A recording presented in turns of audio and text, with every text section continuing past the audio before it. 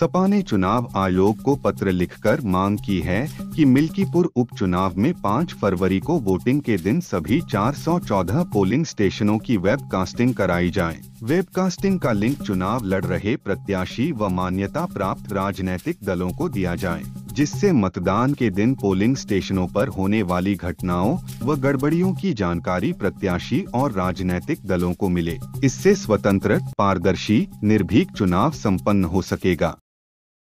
Delhi CM आतिशी ने मुख्य चुनाव आयुक्त को एक और पत्र लिखकर तत्काल बैठक का समय मांगा है।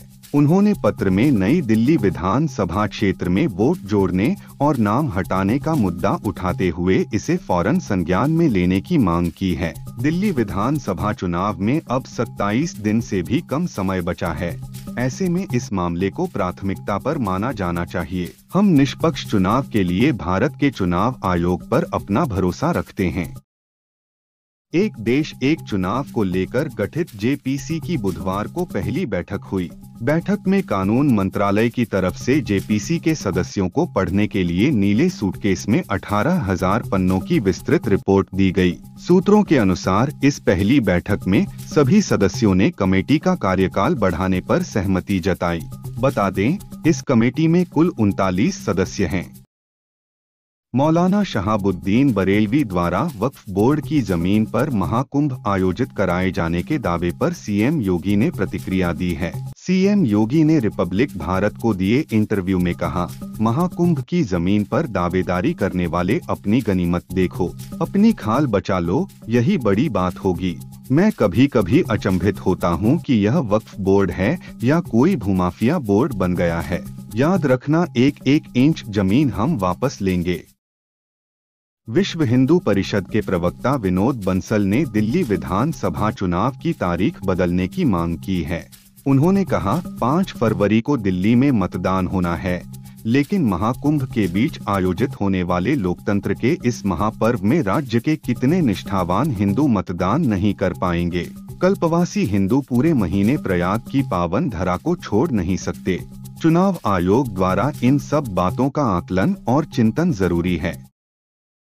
भारत ने बांग्लादेश की पूर्व प्रधानमंत्री शेख हसीना का वीजा एक्सटेंड कर दिया है। बांग्लादेश की मोहम्मद यूनुस के नेतृत्व वाली अंतरिम सरकार ने भारतीय विदेश मंत्रालय को एक डिप्लोमेटिक पत्र भेजकर हसीना के प्रत्यर्पण की मांग की थी, लेकिन ये नोट नियमों के अनुरूप नहीं था, जिसके चलते भारत ने इस पर कोई प्रतिक्रिया नहीं दी। बांग्लादेश की प्रत्यर्पण की मांग के बीच अब भारत ने हसीना का वीजा बढ़ा दिया है।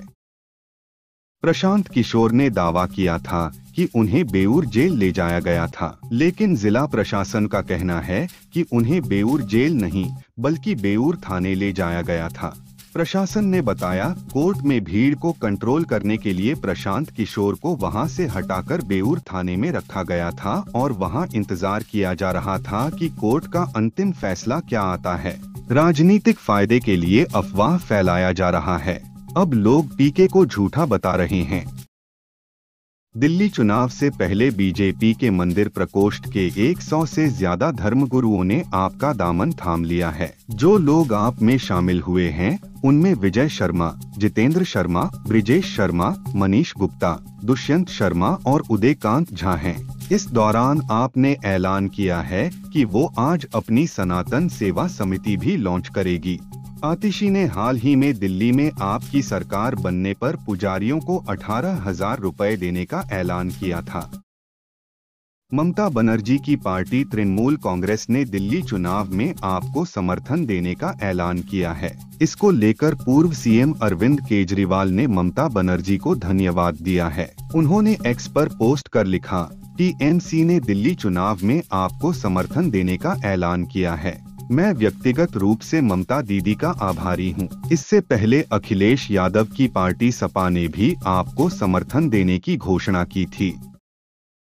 आप सांसद संजय सिंह ने बीजेपी पर निशाना साधा है। उन्होंने मीडिया से बात करते हुए कहा कि हमें नए पीएम आवास जाने से रोककर आज बीजेपी ने साबित कर दिया है कि प्रधानमंत्री आवास में 12-12 करोड़ की गाड़ियां, 5,000 सूट, 200 करोड़ के झूमर, लाखों के पेन और करोड़ों की कालीनें हैं। दरअसल दिल्ली सीएम आवास जाने से रोकने के बाद सौरभ भारद्वाज और संजय सिंह ने नए पीएम आवास जाने का ऐलान किया था।